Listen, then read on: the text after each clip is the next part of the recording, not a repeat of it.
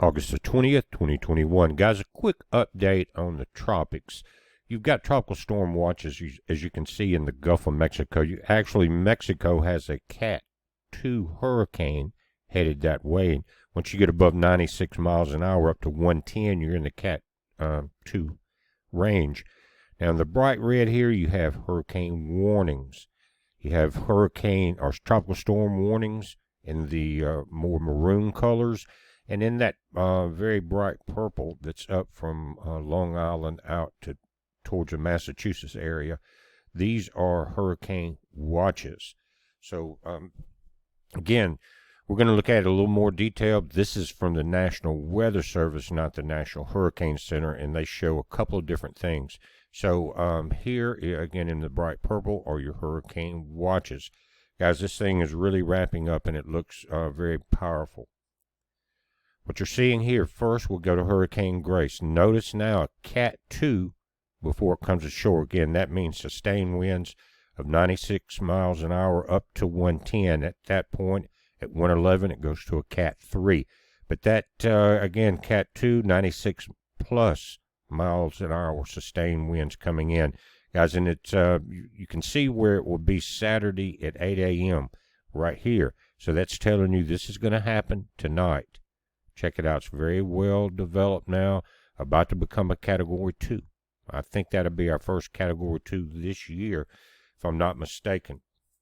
Also, we'll look at it in the in infrared, and you can see that it's very well wrapped in moisture, starting to look like a hurricane. And guys, that black area in the center and the white spots, that's your strongest storms, your highest altitude. And this thing is almost completely wrapped up. We may see an eye just before it comes ashore, but on Mexico, don't be fooled if you're along that coast and you're getting those gusts right now, because that storm is not there yet as far as the most intense part. Pay attention to it. This thing can be devastating. Now, switching over to Henry, again, about the same forecast as yesterday. You've got in the morning, or excuse me, tomorrow evening at 8 p.m. Eastern Time, 85 mile per hour winds.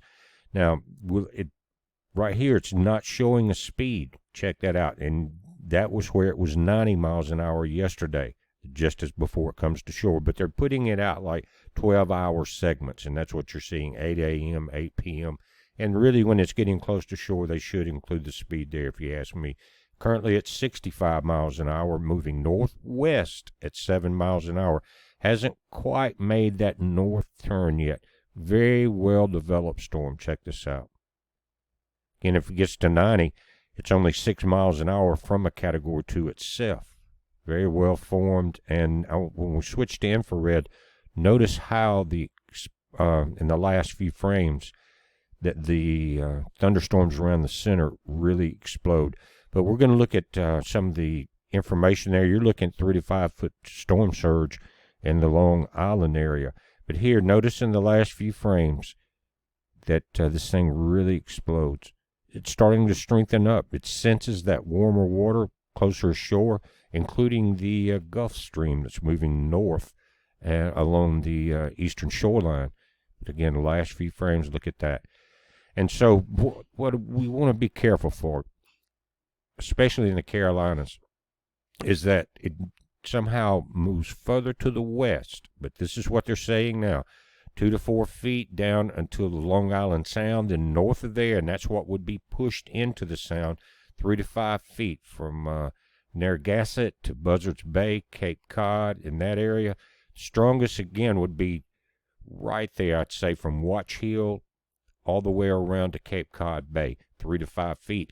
Now, that's going to depend on the tide and the time of arrival. We don't know the exact time. This area is going to be getting into some serious winds by the 22nd. Okay, that's Monday. Now, there's if for those that are interested, there's a website called tide/forecast.com, and you can come in and type your area. I've got New York typed in because it's going to be in one of the impact areas. And you can click on the day of the tide, and that will enlarge that section. But notice this, New York is in the higher tide section of the month right now. And as you get into the 20, or this section of the month, you get into the 28th, 25th, it starts going down. 30th, you got low tides. But right now, starting in this area from Friday to August 20th, and that's where that tide chart we just looked at came from, up until Monday the 23rd. But the 22nd up until the 23rd looks like the greatest impact. Now, the perfect time would be come in at 3:05 p.m. on Sunday the 22nd, or at 3:52 on Monday the 23rd. That's low tide. That's going to help with any floodings in the subways, low-lying areas, and everything else you're talking about, 4 or 5 foot difference in tide. The worst time would be Sunday evening at 9:10 p.m. That's your high tide right there, 5.8 up 5.8 feet. Same thing looking into Monday. 9:55 is your high tide, and then in the mornings, Sunday morning, 8:55 is your high tide. Monday morning, 9:40 is your high tide. So if you're interested in that, and especially if you got interest along the shorelines and stuff like that, it'll kind of give you an idea. And if the storm strengthens, then you're going to see those 3 to 5 foot surges possibly go 5 to 7. And again, for our friends along the East Coast, all the way up there, from North Georgia on up, you could start seeing the effects of some of these winds. And again, it's moving northwest now. Hasn't made that full north turn like it's predicted to do. So the longer it takes the northwest track, the closer it's going to come to, say, Nags Head, North Carolina, up and through that area. It's not good. It's a big storm now, and it's wrapped very tightly. So just keep an eye on it, all my friends along the East Coast, for the next few days. We're watching it. You watch it. It's a heads up. Be safe.